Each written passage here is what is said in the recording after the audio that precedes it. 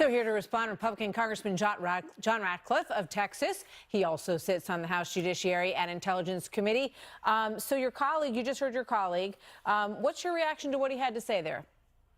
Hi, Martha. Good to be with you. Well, I'm still trying to figure out what's worse. Last week, I heard Adam Schiff, the chairman of the House Intelligence Committee, demand that Bill Barr release the full report without redactions for classified national security information. This week, I'm hearing the chairman of the House Judiciary Committee, Gerald Nadler, demand that Bill Barr again violate the law with regard to 6E information and other information. It's the theater of the absurd.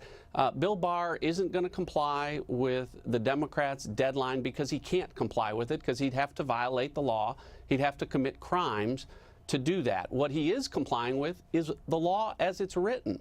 He is complying with the special counsel regulation. He's fully complied with it already, and now he's going to go further and provide more information than the law requires. I thought, a couple of things were interesting in what Congressman Swalwell said. He refers to the Barr letter as the Barr opinion letter. That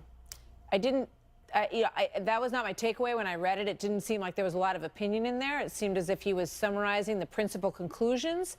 He said it's still a work in progress. They were still going through everything, and he laid out the conclusions as I would imagine as Robert Mueller did in the report. Do you think there's concern? Are you concerned that when the rest of this report does come out, which I believe it will, that there's going to be a lot of daylight between these two takes?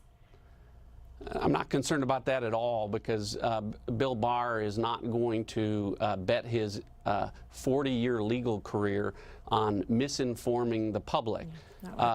Bill Barr followed the regulation to a T, a regulation for the special counsel that, ironically, Jerry Nadler supported after the Starr investigation.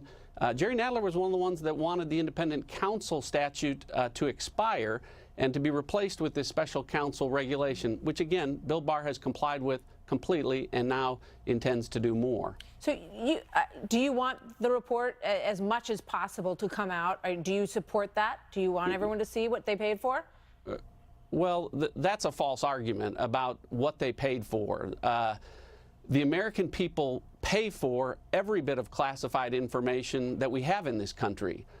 They don't get to see all of it. There are reasons that we protect classified information. There are reasons that we protect grand jury information. But there's certainly a lot of public interest in this matter, because people have been hearing about it for 2 years. And I think they would like to see, to the greatest extent possible, what all that was about.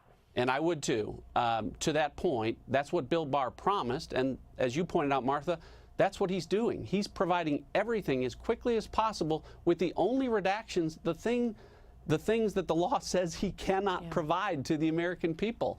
And if he could provide them, he probably would. I just want to get your thought on one more thing, because it's clear that what Congressman Swalwell and others want, they want to see all the grand jury testimony with regard to Donald Trump Jr., anybody else who was in that room, as he just said. What does that tell you about where they're still going with this politically? It tells me that it's politically motivated. They have no good faith basis to ask for that information. The law does not allow for it. The Department of Justice does not ever provide that information. They want it for political gain. They have been promising information on collusion between Donald Trump and the Russians.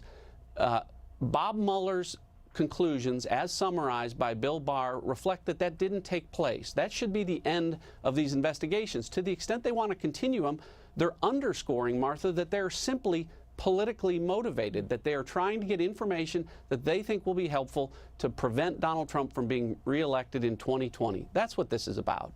All right, Congressman, thank you very much. Congressman John Ratcliffe, good to see you tonight. Thank you, sir. You bet, Martha. Thanks.